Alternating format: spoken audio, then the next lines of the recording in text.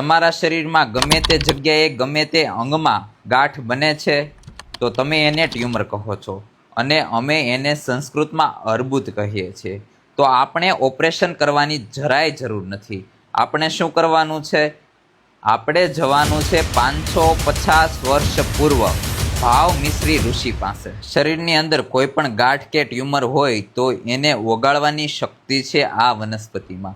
નામ છે કંચનાર અને સાયન્ટિફિક નેમ છે બ્રોહિનિયા વેરાઇગેટા.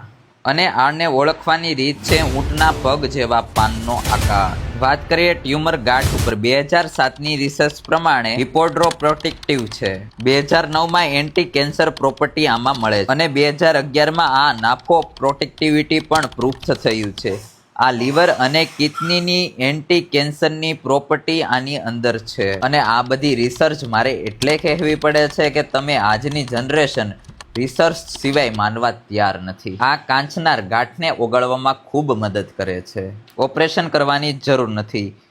યથા યોગ્યમ તથા કુરુ. જય કંચનાર, જય આયુર્વેદ, જય ગૌ માતા.